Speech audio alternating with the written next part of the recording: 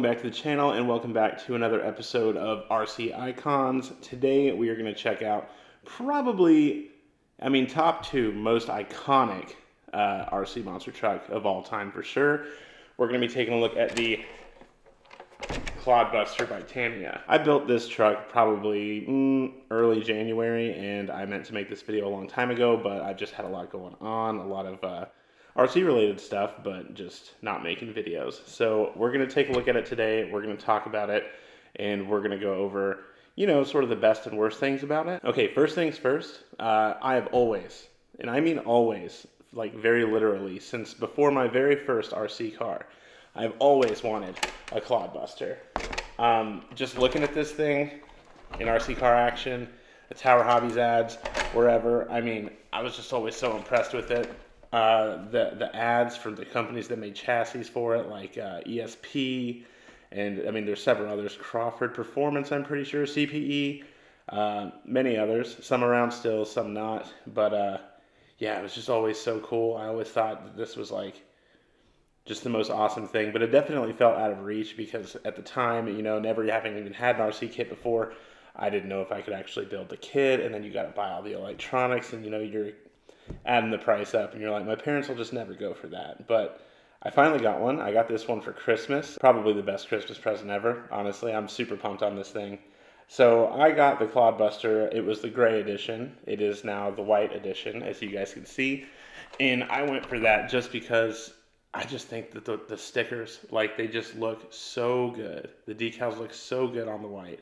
And with the gray, you were going to have to paint it anyway, because that gray body, you can see a lot of the mold marks and stuff like that through it. So instead of painting the gray, I just painted it white. And I really am happy with the way it looks. Some people might think that that is like heresy to paint a special edition, color edition, a different color, but yeah, I don't care. I think it looks awesome, and it's just great.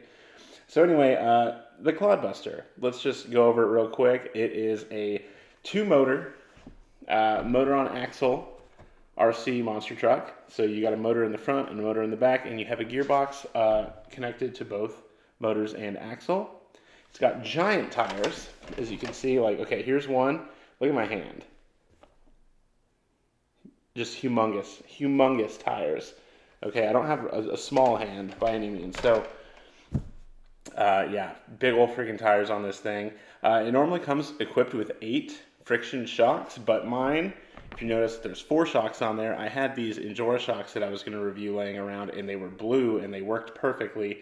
So I actually built it with these, and I'm pretty happy that I did, because when trying it with the 8 shocks on there, it was just very bouncy, and like on rough surfaces, like my backyard's kind of like really rough grass. It's just bouncing too much to really be controllable at all. It comes with, it's 4-wheel steering from the factory, so it has one servo sitting deep within the chassis here, and it is connected to 2 rods that will connect to sort of like servo saver bell crank style things in the front and rear, and those steer your wheels. It is not the best setup, and we'll talk about that more a little bit later, but it gets the job done when you're rolling. It is certainly enough to have a good time with. I drove it, I had so much fun, and yeah, this thing is so much fun. And it also, I've only run it on 2S, but it's actually pretty powerful. There's more to be desired for sure, but like, it'll lift the front wheels off the ground from a standing, just a standing throttle pull on like some concrete or asphalt or something. Not all the way up, but, just a good one of those. Now, on to a few things that you might not love about the Clod Buster if you purchase one. So, one thing that is interesting for such a large 8-shock originally monster truck is the lack of suspension travel. We're going to watch this together. So, straight up and down, we just don't get very much, and the reason for that is because the servo savers up front just smack right into the chassis. I am going to switch it to more of a servo on axle style build. Another way to fix that would be to go for a chassis that allows this to pass through. Another way that kind of ties into the second thing about the Clod Buster I would change is the steering setup.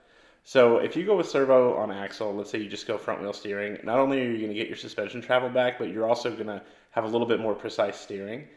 And you can do servo on axle on the front and the rear, and that would give you more precise four-wheel steering. The rods that connect the servo to the front and rear steering bell cranks here are just a little bit thin, and there's just so much going on there that it's a little bit sloppy. Now, it is more than serviceable. You can still definitely have fun with the Clod Buster in any configuration here, but that is just something that I wanted to kind of go over. Now on to the best parts about the Clod Buster here. I mean, it is just a big old monster truck. It's heavy, it's huge, it's got 2 motors. I mean, what is there not to like? It's got giant Chevron tires on it. The body looks super cool. I think originally, and I could be wrong here, but I think originally it was a Chevy licensed body, but if I'm wrong, let me know I'm wrong. There's just not much to not like about it. It does have a couple weak points. There are a couple areas on the axles that are prone to breaking. I think the axle, like the tubes, are prone to breaking, and I think that some of the support stuff on the inside where the hub is prone to breaking. I haven't broken mine, haven't had any issues. I haven't bent any of the steering rods yet either, but they are a little sloppy, and that is something noticeable. But yeah, I mean, highly detailed, really cool, Tamiya quality body, really cool wheels and tires, super fun. If you just want to do monster truck stuff, it does that so well. You'll see at the end of the video here when we have the running video, it's like an old school monster truck, and there's no other way to explain how the Clod Buster drives. But yeah, it's super fun, and it's pretty powerful. I ran it on 2S. I need to run it on 3S, but I need to slightly, and I mean very slightly, open up the little battery container for my slimmest 3S pack to fit. It fits like crammed, but I don't want to cram it. So we're going to try it on 3S eventually, but on 2S, it's definitely still plenty of fun. And if you can get a 3S in there, I bet you that those wheelies are full wheelies. Overall, that is the Clod Buster. It is sweet. It is probably the most fun RC car that I have right now. It's my favorite right now. And I have, obviously you guys have seen the majority of what I have around here, but right now the Clod Buster is the favorite as far as like basher kind of stuff goes. It's just super, super fun. And I would highly suggest anybody get one if they can. The build is something that I should talk about as well. Building the Clod Buster is not too bad. The instructions are great. Tamiya is well known for providing like fantastic instructions and all sorts of different ways to compare your hardware to the little life-sized examples and everything. But I will say that the build, if you kind of rush through it and don't pay attention, you might end up taking things apart and putting them back together. I built it live. It was a quarterly classic, first one of the year. And yeah, there was a couple of times I had to go back and redo things because you basically have, your front and rear axle, right? And they have their left and right side. And if you were to kind of swap a couple of things or put something on upside down because you're not really paying attention, you'll definitely have to redo that. So I would highly recommend paying attention to this and also making sure you have some time for this build. I think this is like a good 5-hour build, not including the body. I think with the body, I spent like 8 hours on this thing, but 5 or more hours I would budget for this build because it's not complex, but there is a lot to build on the Clod Buster. So just know that. But yeah, honestly, the Clod Buster has not disappointed me at all. I spent almost my whole RC life wanting one of these, and I finally got one, and I'm not disappointed, and it's going to stay around. It's definitely one of my favorites. Anyway, we're going to end this video on the running. So just the running will be right here at the end. So yeah, if this is your first time here, consider subscribing. If you like this type of content, like the video, and enjoy the running video, and we'll catch you next time. See ya.